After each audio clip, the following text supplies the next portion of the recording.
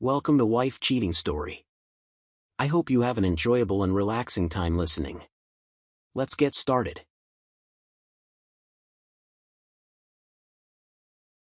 We're thankful for your continued viewership. Before we begin, tell us, where in the world are you watching from? We love knowing our global reach. Now, let's dive into today's story. Chapter 1. The Foundation. Vincent Morrison had built his life on three unshakable principles: loyalty, family, and consequence.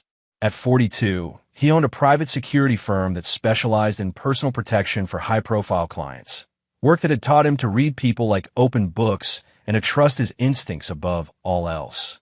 His imposing 6'3" frame and steely gray eyes had intimidated many, but those closest to him knew the fierce protectiveness that drove every decision he made. He'd met Linda Hartwell 12 years ago at his brother's wedding.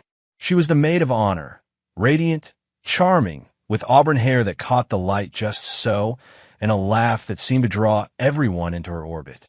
Linda worked as a physical therapist at the time, helping accident victims rebuild their lives. It was that compassion, that apparent dedication to healing others, that had first attracted Vincent to her. Their courtship had been swift but intense. Within 8 months, they were married in a ceremony that Linda had insisted be extravagant, far beyond what Vincent's practical nature would have chosen, but he'd wanted her happy. 2 years later, their son Mason was born, a bright-eyed boy who inherited his father's analytical mind and his mother's quick wit. Vincent had built them a life most would envy. Their home in the affluent Riverside Hills neighborhood featured every luxury Linda desired. He'd encouraged her to leave physical therapy once Mason was born, wanting her to have the freedom to pursue whatever made her happy. She'd taken up tennis, joined the country club, and immersed herself in the social circles of suburban wives. But over the past 2 years, Vincent had noticed changes. Linda had become distant, frequently checking her phone and stepping away to take calls. She'd started spending more time at the country club, often returning home well after dinner with elaborate explanations about charity events and women's group meetings. Her affection toward both Vincent and Mason had cooled, replaced by a kind of irritated tolerance. Vincent's business instincts had whispered warnings, but he'd silenced them.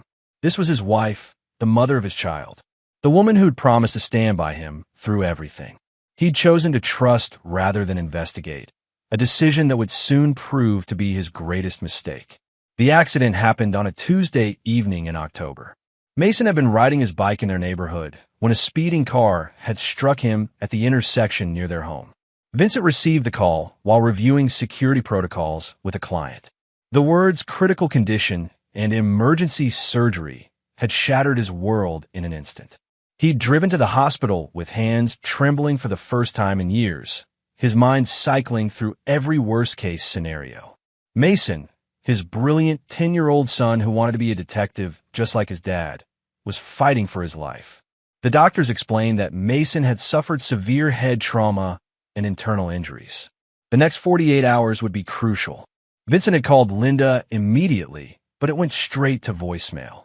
He'd tried 3 more times during the harrowing first night as Mason underwent surgery after surgery. Each time, no answer. It wasn't until the next evening, nearly 24 hours after the accident, that Linda finally appeared at the hospital. She'd rushed into the ICU waiting room wearing a tennis outfit, her hair perfectly styled, not a trace of the frantic worry Vincent would have expected from a mother whose child was fighting for his life. Her explanation, that she'd been at a spa retreat with friends and hadn't checked her phone, had struck Vincent as odd, but in his exhaustion and fear, he'd pushed the doubts aside.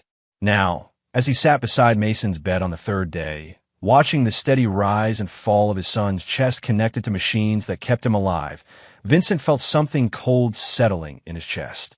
Linda had left the hospital that morning, claiming she needed to handle some urgent matters at home.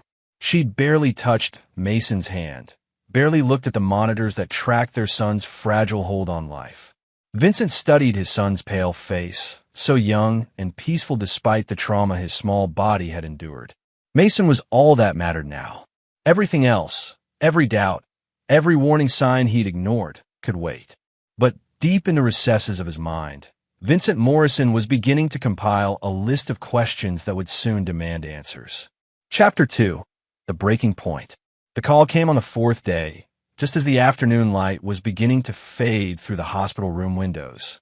Vincent had been reading to Mason, hoping his voice might somehow reach through the sedation and medical haze. The doctors had cautiously mentioned that Mason was showing signs of improvement, but he remained unconscious. Vincent, Linda's voice on the phone carried that particular tone he'd learned to recognize, the one she used when she wanted something and expected compliance. "How is he?" she asked, though Vincent noted she didn't wait for a complete answer before continuing. "Listen, I need to talk to you about something important."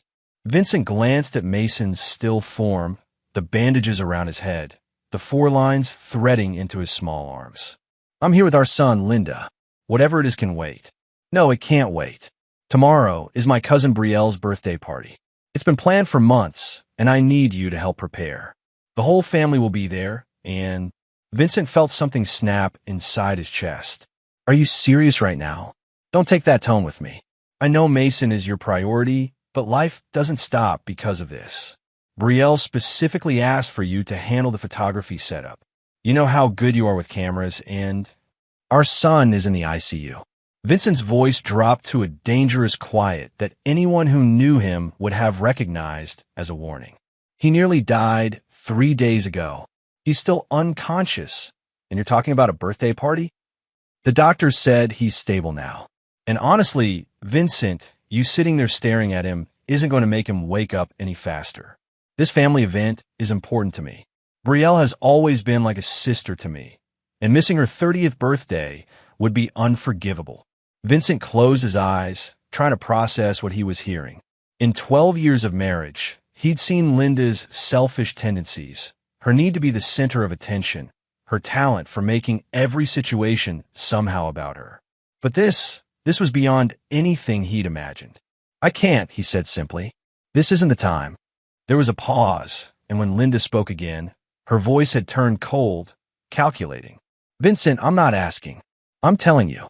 If you don't come tomorrow and help make this party perfect, I'll file for divorce." The words hit him like a physical blow, not because of the threat itself, but because of what it revealed about the woman he'd married. Standing in that sterile hospital room, watching machines keep his son alive, Vincent finally saw Linda with perfect clarity. She was threatening to destroy their marriage unless he abandoned their critically injured child for a party. "Let me make sure I understand," Vincent said, his voice carrying a deadly calm that would have terrified anyone who truly knew him. "You're threatening to end our marriage unless I leave our son's bedside to help you with party decorations. Don't be dramatic. He's sedated anyway. He won't even know you're gone." That was the moment, the precise instant when Vincent Morrison's love for his wife died completely, replaced by something far more dangerous. He'd built his career on reading people, on understanding their motivations and capabilities. And in that moment, he finally understood exactly who Linda was. Without another word, he ended the call. Then, with deliberate precision, he deleted her number from his phone. He turned off the device entirely and placed it in his jacket pocket. Whatever Linda chose to do next, whatever threats she made or actions she took, Vincent was done. He pulled his chair closer to Mason's bed and took his son's small hand in his own. "It's okay, buddy," he whispered. "Daddy's here.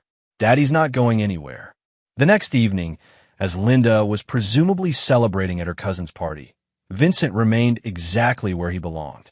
He'd spent the day talking to Mason, reading his favorite books aloud, and researching every detail of his son's treatment with the focused intensity that had made him successful in business.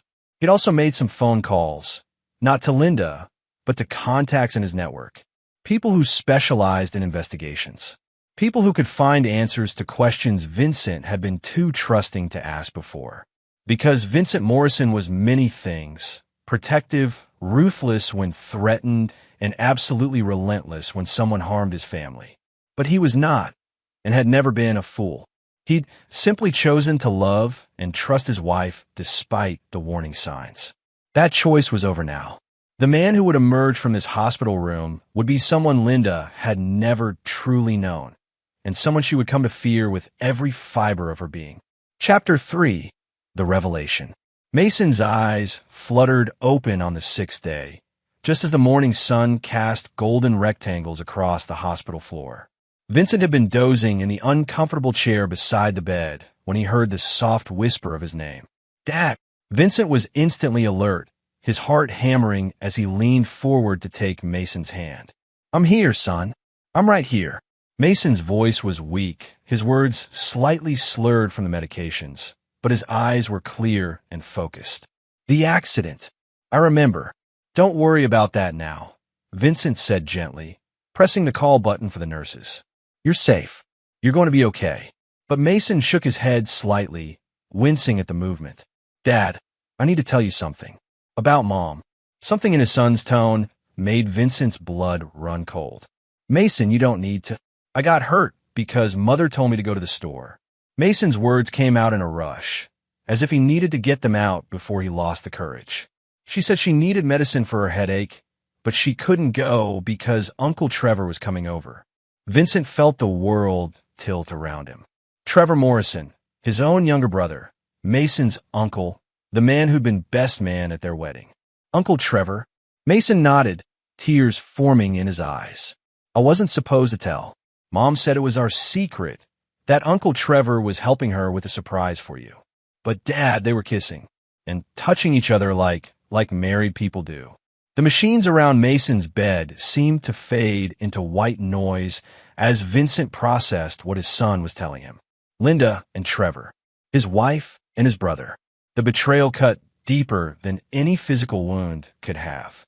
"Mom sent me to get medicine so they could be alone," Mason continued, his young voice carrying guilt that no child should bear. "I was supposed to take the bike path, but I was upset and took the shortcut through the street instead.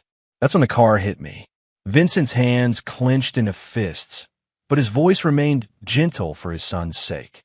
"Mason, listen to me carefully. None of it, is your fault. Do you understand?" Mason nodded, but Vincent could see the weight his son was carrying. "I heard them talking before I left. Uncle Trevor was mad about something, said he was tired of hiding. Mom was crying and saying she needed more time." The final pieces clicked into place in Vincent's mind with crystal clarity. Linda's recent distance, her mysterious phone calls and lengthy absences, her complete lack of emotional response to Mason's accident, the spa retreat excuse that had never quite made sense. And now, the ultimate insult, threatening divorce if he didn't abandon their injured son to help her maintain appearances at a family gathering. A nurse entered the room, followed quickly by Dr. Patricia Wells, who began examining Mason with gentle professionalism. Vincent stepped back, giving them space to work, but his mind was racing far beyond the hospital room. "Remarkable recovery," Dr. Wells murmured as she checked Mason's pupils and reflexes. "The swelling has reduced significantly, and his cognitive responses are excellent.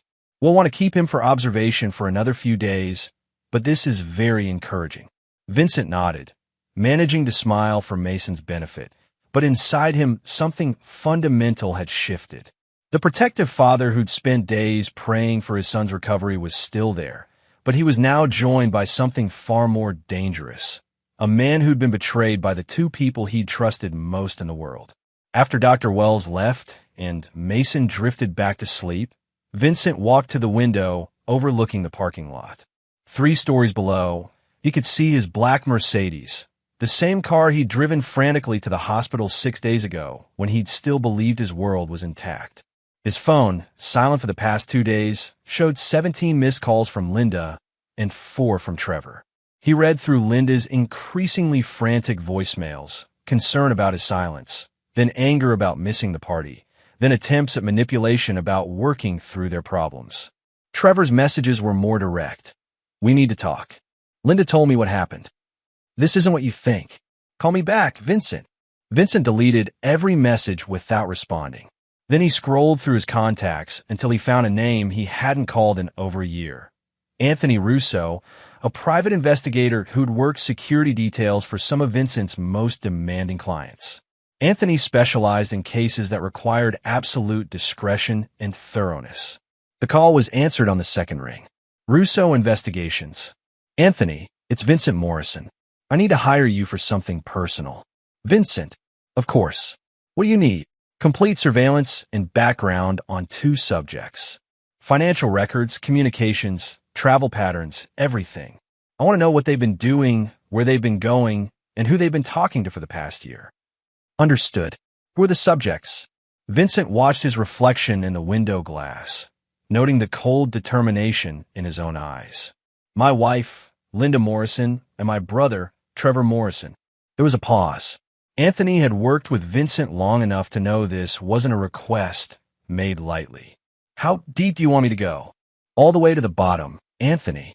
No limits, no boundaries. I want to know everything. You'll have preliminary findings within 48 hours. Vincent ended the call and returned to Mason's bedside. His son was sleeping peacefully now, the color already returning to his cheeks. Whatever came next, Vincent would make sure Mason was protected from all of it. But Linda and Trevor, they would face the full consequences of their choices. Vincent Morrison had built his reputation on understanding that every action had repercussions, and betrayal carried the highest price of all.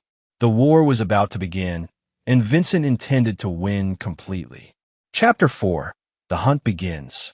Anthony Russo's preliminary report arrived exactly 48 hours later, delivered by encrypted email to Vincent's secure business account. Vincent read it in the hospital cafeteria during one of Mason's scheduled rest periods, and what he discovered made his blood turn to ice. The affair between Linda and Trevor had been going on for 14 months. Anthony had uncovered credit card records showing shared hotel visits, joint trips disguised as separate business travel, and hundreds of text messages between burner phones. But the details that cut deepest were the personal ones. Intimate photos, love letters, and planning documents for what they'd apparently started calling their real life together. More damaging still were Trevor's financial records. Vincent's brother had been systematically embezzling from their family construction business, the company their father had built and left to both sons. Trevor had been siphoning money into offshore accounts, apparently planning to disappear with Linda once they'd accumulated enough to start fresh somewhere else.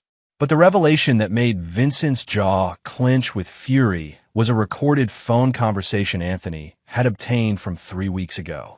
Linda's voice was crystal clear. Once Vincent finds out about us, he'll probably try to take Mason away. We need to be prepared for that. Maybe it would be better if something happened to eliminate the custody issue entirely. Trevor's response had been just as chilling. You mean something permanent? I'm just saying accidents happen, especially to little boys who don't watch where they're going. Vincent had to step outside the hospital to process what he'd just read. His wife and brother hadn't just betrayed him. They potentially orchestrated their own son's near-death experience. The accident that had nearly killed Mason might not have been an accident at all. He called Anthony immediately. I need surveillance recordings from the intersection where Mason was hit. Traffic cameras, security footage from nearby businesses, everything. Already working on it. I should have those files by tomorrow. And Anthony? Expand the investigation. I want to know everything about both of them. Debts, associates, weaknesses. Everything that could be useful. Vincent spent the next 2 days maintaining perfect normalcy on the surface while building his case underneath. He continued caring for Mason, who was recovering remarkably well and would be discharged within the week. To any observer, Vincent appeared to be nothing more than a devoted father focused entirely on his son's health. But during Mason's sleeping hours and therapy sessions, Vincent was meeting with lawyers, accountants, and other specialists. He consulted with Detective Ray Castellano, a former police investigator who now worked private cases for Vincent's security firm. Ray specialized in building airtight cases that could withstand any legal scrutiny. You want to be very careful here, Vincent, Ray warned during their meeting at a downtown diner. If you're right about them orchestrating the accident, we're talking about attempted murder of child. That's not something you handle privately. I'm not interested in letting the courts handle this, Ray. I want them destroyed completely, but I want it done in a way that looks like natural consequences. Ray studied Vincent's face carefully. They'd worked together for 8 years, and he'd never seen this level of cold determination in his friend. What exactly are you planning? Trevor's been stealing from the family business. That stops now. and he pays back everything with interest. Linda wants a divorce. She'll get one, but she'll walk away with nothing. And if they did engineer Mason's accident, Vincent's voice dropped to a whisper that somehow sounded more threatening than any shout. Then they'll understand what real consequences look like. The traffic camera footage arrived that evening, and what it revealed confirmed Vincent's worst suspicions. The car that had struck Mason hadn't been speeding by accident. The driver had actually accelerated toward the crosswalk where Mason was crossing. More damning still, a license plate search revealed the vehicle was registered to a shell company that traced back to one of Trevor's business associates.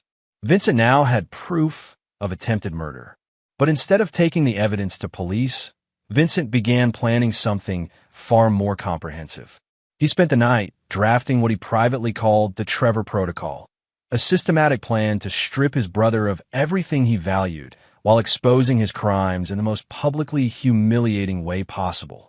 The plan had 3 phases. Phase 1 would target Trevor's finances and reputation within their shared business community. Phase 2 would destroy his relationship with Linda by revealing the extent of his criminal activities to her. Phase 3 would be the final reckoning, a confrontation that would leave Trevor with nothing but the knowledge that his own actions had caused his downfall. For Linda, Vincent had something even more personal in mind. She wanted to play games with their marriage.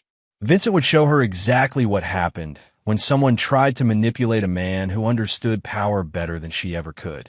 On Mason's final day in the hospital, Linda finally appeared for what she claimed would be a family discussion. She arrived wearing a new designer dress and jewelry Vincent didn't recognize, her manner combining false concern for Mason with barely concealed irritation at Vincent's continued silence.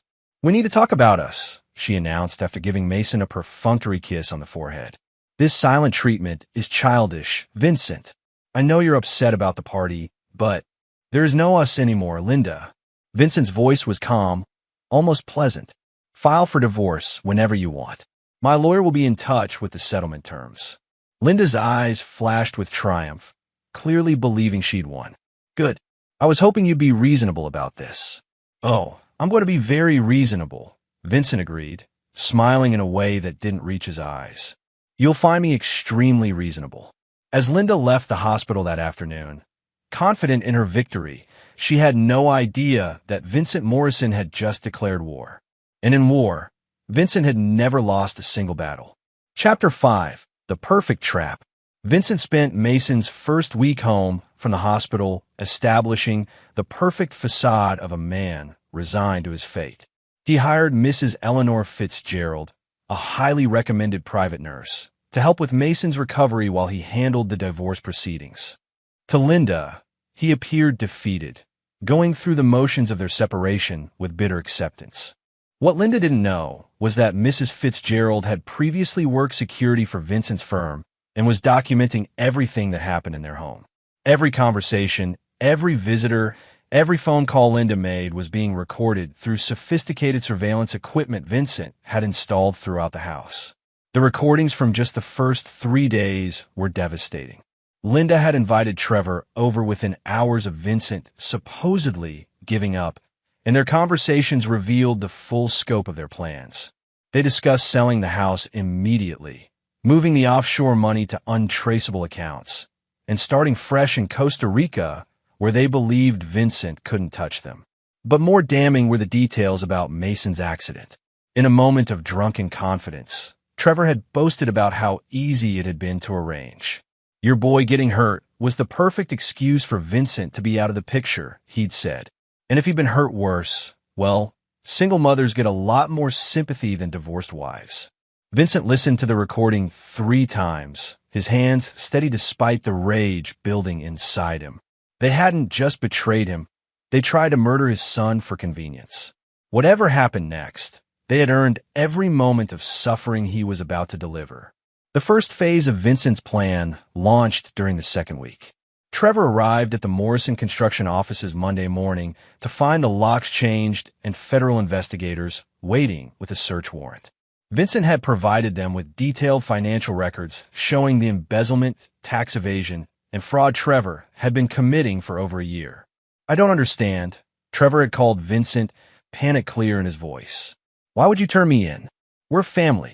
You stopped being my family the moment you decided to steal from our father's company, Vincent replied calmly.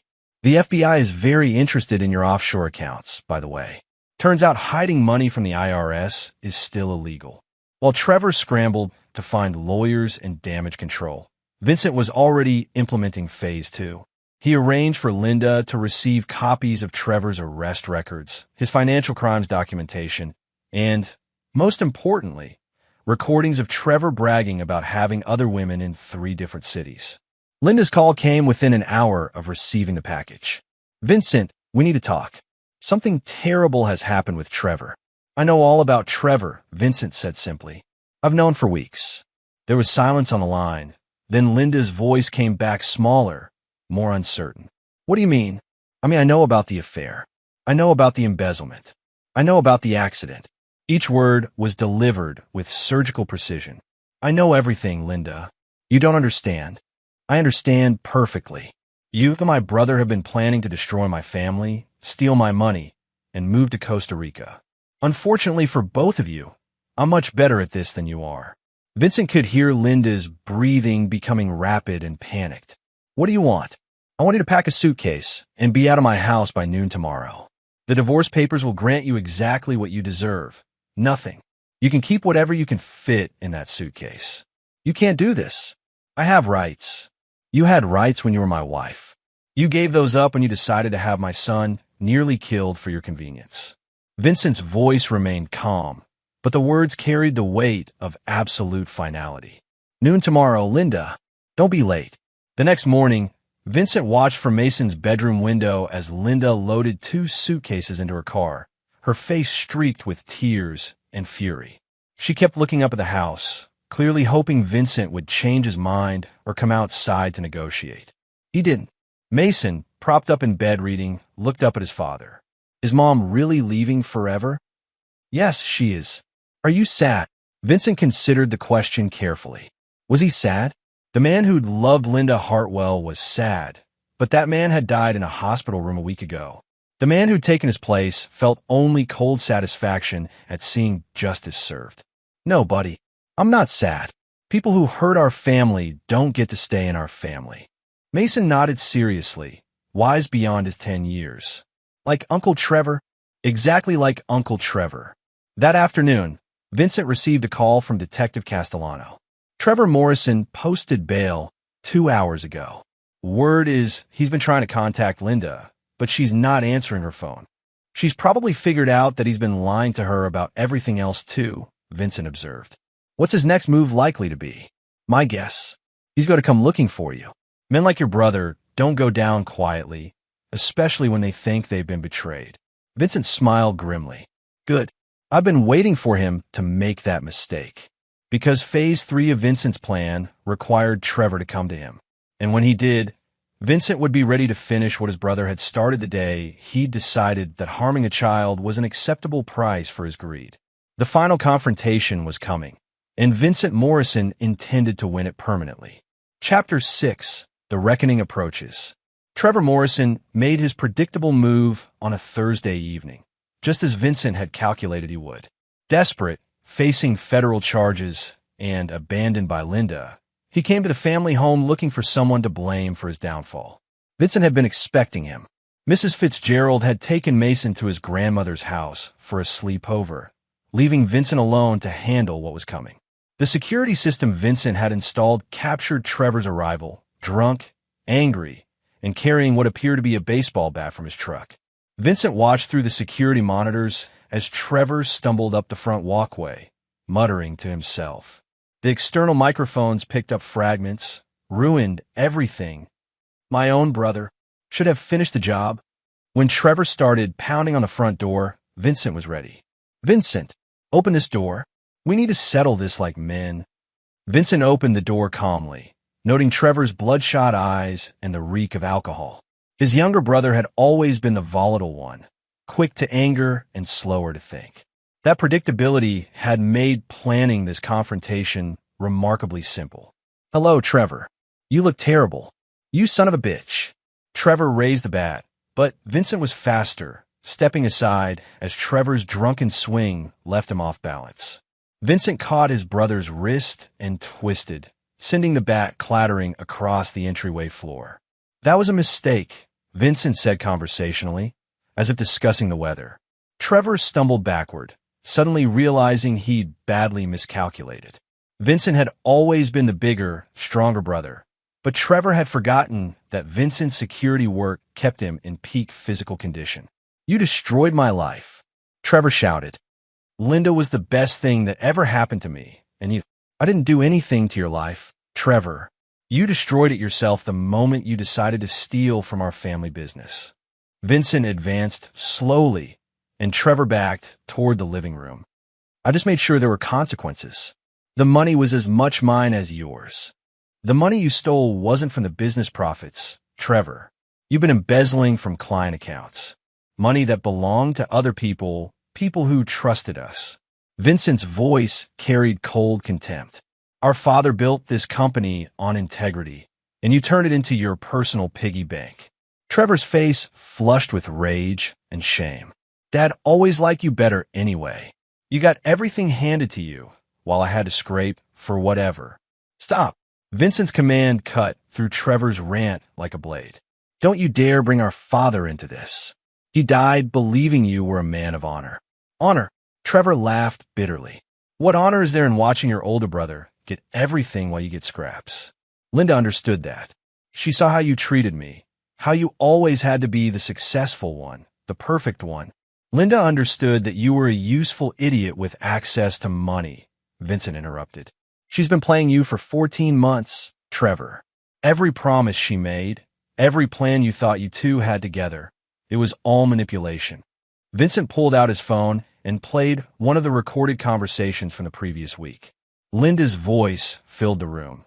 "Trevor's so desperate to prove himself that he'll do anything I suggest. The money laundering, the offshore accounts, even arranging the accident. He actually thinks I respect him for it."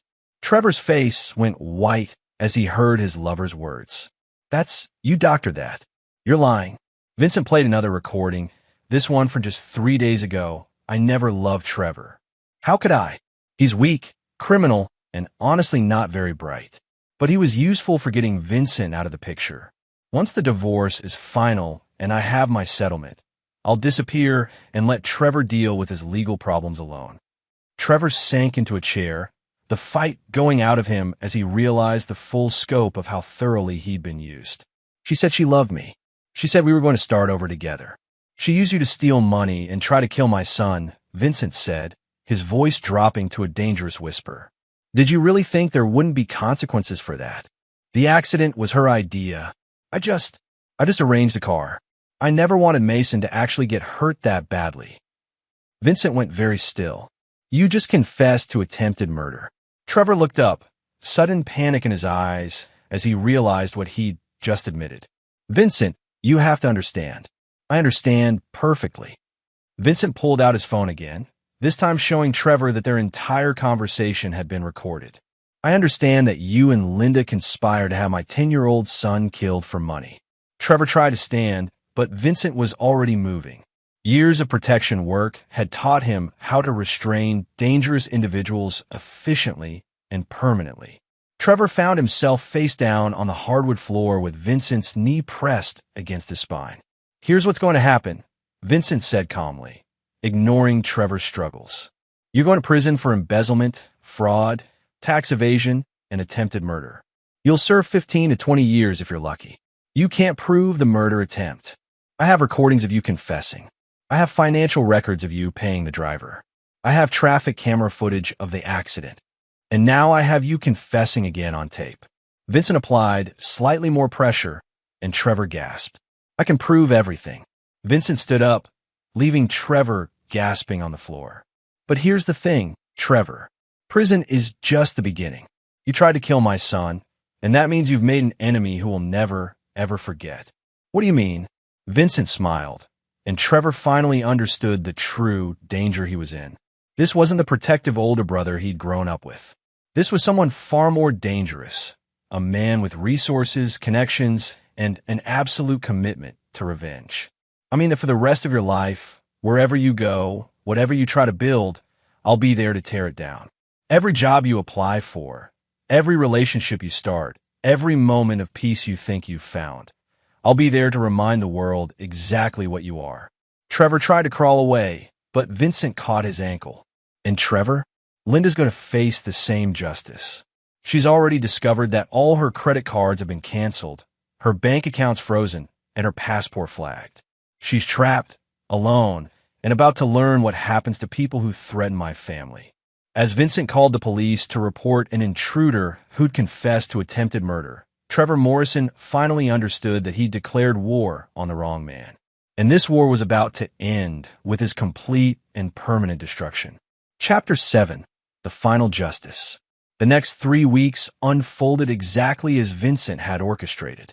Trevor was denied bail after the recording of his confession was presented to the court, and Linda found herself trapped in a legal nightmare that stripped away every advantage she'd thought she possessed.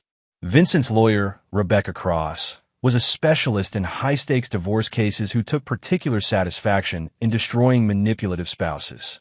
She'd reviewed all of Vincent's evidence and constructed a legal strategy that would leave Linda with nothing while ensuring she faced criminal charges for her role in Mason's attempted murder.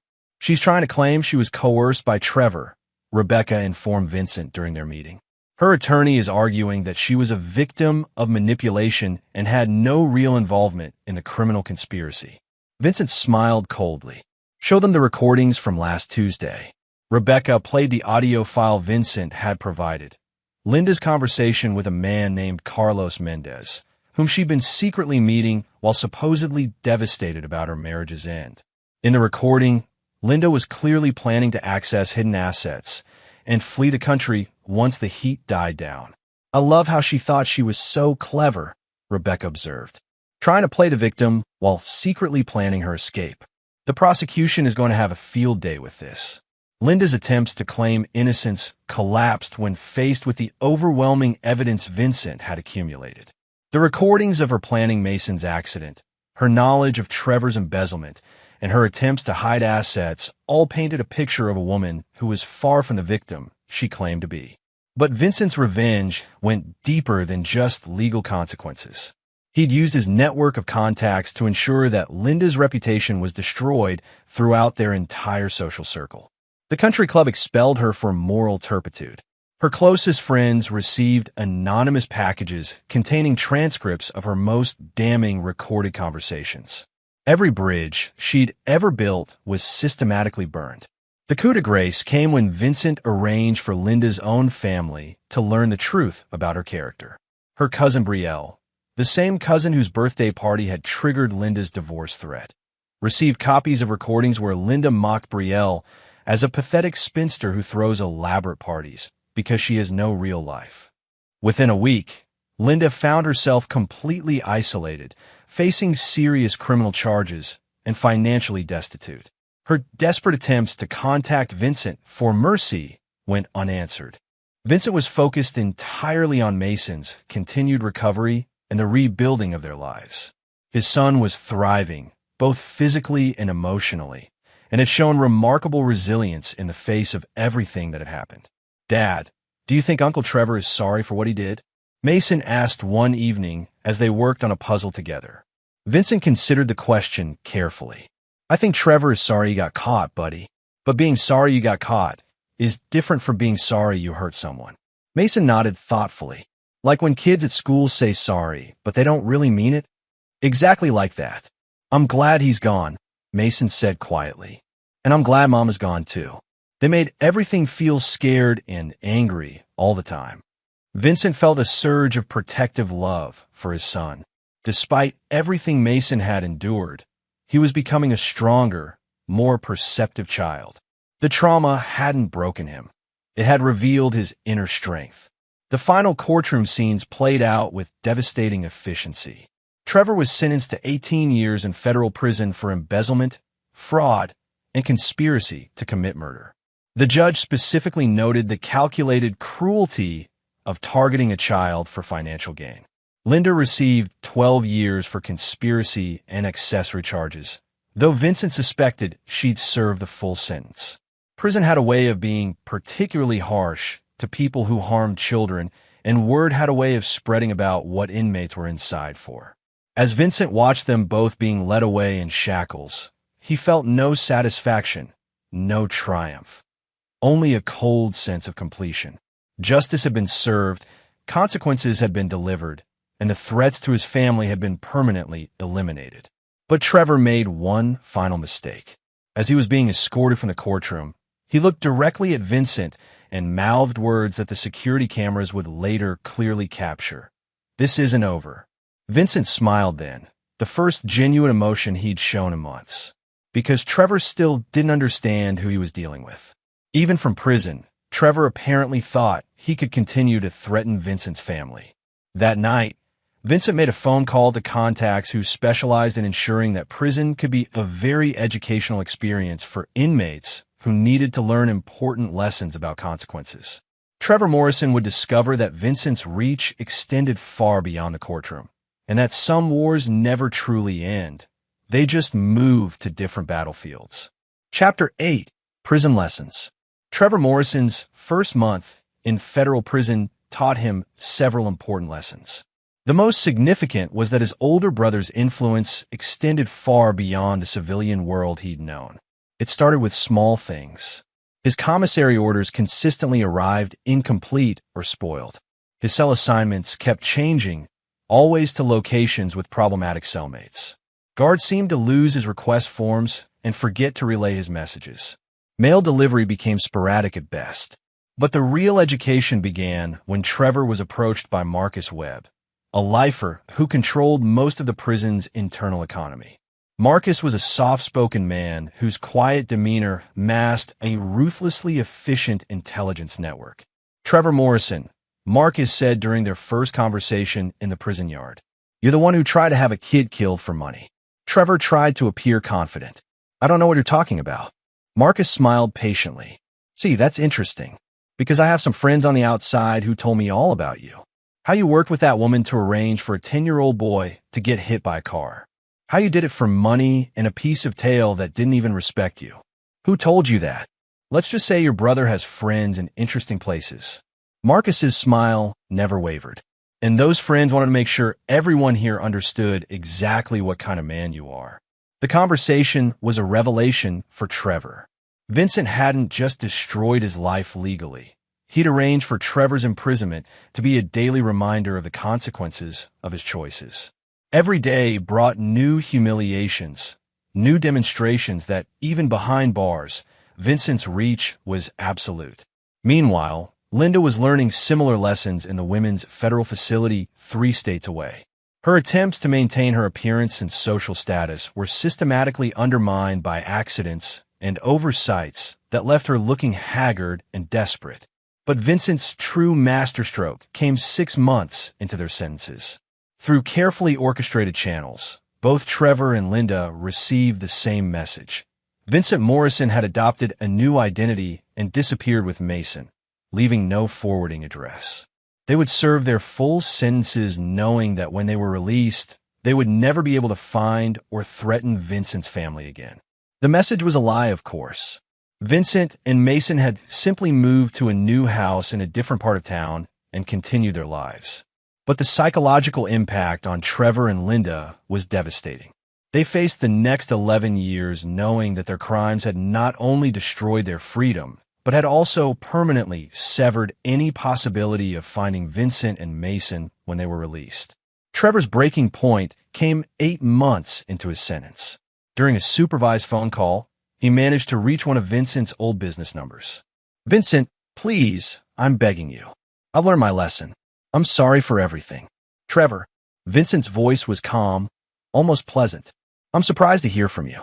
Please, you have to call off whatever you've arranged in here. I can't take much more of this." "Call off what?" "I haven't arranged anything, Trevor. What you're experiencing are just the natural consequences of your choices. People know what I did to Mason. They know about the accident.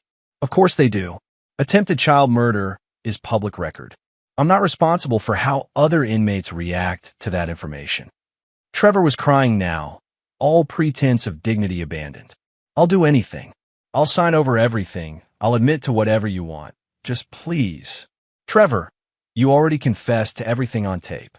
You already signed over everything when the courts seize your assets. There's nothing left for you to offer me. Then what do you want? Vincent's voice dropped to the quiet, dangerous tone Trevor had learned to fear. I want you to serve every single day of your sentence, knowing that you tried to murder my son for money. I want you to wake up every morning and go to sleep every night remembering that your greed and weakness nearly killed a 10-year-old boy. Vincent, please. And I want you to understand that when you're eventually released, you'll be a registered felon with no money, no family, no friends, and no future. You'll spend the rest of your life knowing that you destroyed everything good you ever had for a woman who never respected you and money you were too stupid to enjoy. The line went dead, and Trevor Morrison finally understood that his war with Vincent had been over before it started. He'd brought a knife to a gunfight, and Vincent had spent months ensuring that the defeat would be permanent and complete. In her own facility, Linda received a similar call that same day. Her conversation with Vincent lasted exactly 90 seconds and ended with her screaming threats and obscenities into a disconnected phone line. That night, both Trevor and Linda learned that threatening Vincent Morrison's family, even from prison, carried additional consequences. The next morning, they were both transferred to maximum security facilities where communication with the outside world became almost impossible. Vincent set down his phone and returned to helping Mason with his homework. His son was excelling in his new school, making friends easily, and showing no signs of lasting trauma from his ordeal. "Dad, was that Uncle Trevor on the phone?" Mason asked without looking up from his math problems. "Yes, it was." "Did he say he was sorry?" Vincent considered the question. He said the words, but they didn't mean anything. Some people only say sorry when they want something, not because they actually feel bad about what they did. Mason nodded seriously. "I'm glad we don't have to see him anymore." "You never will," Vincent assured him. "Some bridges, once burned, can never be rebuilt." As Vincent looked at his son, healthy, happy, and safe, he felt complete satisfaction with the choices he'd made. Justice had been served, consequences had been delivered, and the future belonged entirely to him and Mason. The war was over, and Vincent Morrison had won it completely. Chapter 9, New Beginnings. 2 years after the trials, Vincent Morrison stood in the kitchen of their new home, watching Mason play basketball in the backyard with his best friend Jake. At 12, Mason had grown tall and strong, with no physical limitations from his injuries and a maturity that impressed every adult who met him. The house was smaller than their previous home, but felt infinitely more peaceful. Vincent had chosen the location carefully, a quiet neighborhood with good schools and neighbors who valued privacy. He'd also implemented security measures that were invisible but comprehensive, ensuring that Mason would always be safe without feeling like he lived in a fortress. Dr. Sarah Chun, Mason's therapist, had pronounced him remarkably well-adjusted during their final session the previous month. "He's processed the trauma in a very healthy way," she told Vincent. "Children are often more resilient than we expect, especially when they have a strong support system." Vincent had built that support system carefully. Mrs. Fitzgerald had become like family, serving as both caregiver and confidant for Mason. Mrs. Morrison, Vincent's mother, had moved closer and spent several days a week with her grandson. A circle of trusted friends and neighbors provided additional layers of security and normalcy. The construction business had been rebuilt from the ground up under Vincent's sole control. All of Trevor's contamination had been methodically removed, and the company now operated with integrity that would have made their father proud. Vincent had hired Detective Ray Castellano as head of security, and the business had expanded into corporate consulting with impressive success. But the most significant change was in Vincent himself. The man who had emerged from the hospital ICU 2 years ago was harder than the man who had entered it, but he was also more focused on what truly mattered.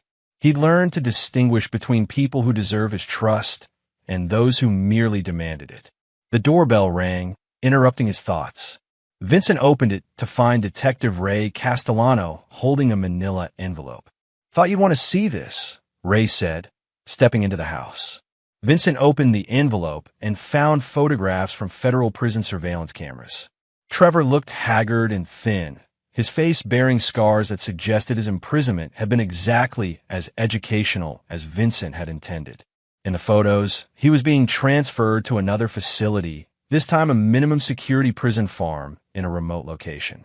He's been reclassified as a model prisoner, Ray explained. Apparently, he's found religion and spends most of his time in the prison library. Vincent studied the photos without emotion. How much time does he have left? 8 years, assuming good behavior. Linda has about 7 left on her sentence. Vincent nodded and placed the photos back in the envelope. Any word on their post-release plans? Trevor's been writing letters to his old army buddies, talking about starting fresh somewhere far away. Linda's apparently planning to move in with her sister in Oregon once she's released. Both of them seem to understand that returning to this area would be inadvisable. Good. Vincent sealed the envelope and handed it back to Ray. File this with the others. I don't need to see any more updates unless they try to make contact. Ray understood. Vincent had moved beyond the need for ongoing revenge into the more important work of building a secure future for his son. The past was settled. What mattered now was ensuring that the future remained protected. That evening, as Vincent helped Mason with his algebra homework, his son looked up with a question that had clearly been on his mind for a while. Dad, do you ever think about what would have happened if Uncle Trevor and Mom had been different people? Vincent set down his pen and considered the question seriously. What do you mean? Like, if they had been good people who loved us and never tried to hurt anyone, do you think we'd still be a family? It was a profound question for a 12-year-old, and Vincent realized that Mason was grappling with concepts of family, loyalty, and forgiveness that many adults never fully understood. I think good people who loved us wouldn't have made the choices they made, Vincent said carefully. Real love means protecting the people you care about, not hurting them for your own benefit. Mason nodded thoughtfully. So they showed us who they really were by what they did. Exactly. And now we know to build our family with people who show us through their actions that they can be trusted, like Mrs. Fitzgerald and Grandma and Uncle Ray.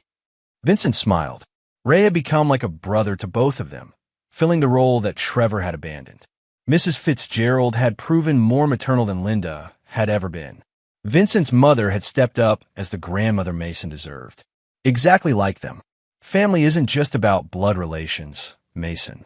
It's about people who choose to love and protect each other, no matter what.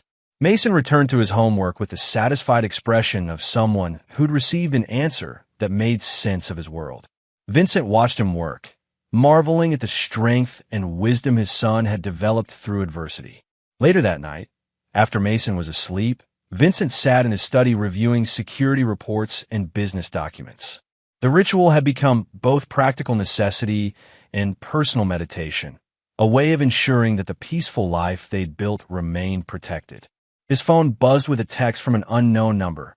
Your brother says hello from his new home. Asks if you've forgotten about him yet. Vincent deleted the message without responding. Someone, probably one of Trevor's fellow inmates, was trying to goad him into some kind of reaction.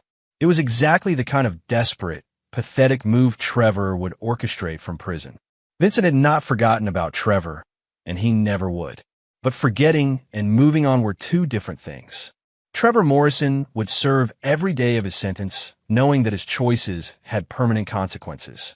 When he was eventually released, he would discover that Vincent's reach was long enough to ensure those consequences continued for the rest of his life.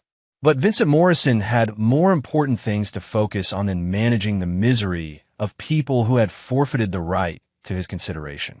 He had a son to raise, a business to run, and a future to build. As he turned off the lights and headed upstairs, Vincent felt the deep satisfaction of a man who had faced the worst betrayal imaginable and emerged stronger. He'd learned that forgiveness was a luxury he couldn't afford, and that some wounds were meant to leave scars as reminders. Mason was safe, their enemies were neutralized, and their future was secure. In Vincent Morrison's world, that was the only victory that mattered. The war was over, and he had won it completely. And there you have it. Another story comes to an end. What did you think? I'd love to hear your thoughts in the comments below. If you enjoy this story, consider joining our community by subscribing. It means the world to us. For more stories like this one, check out the recommended videos on screen. And I'll see you there.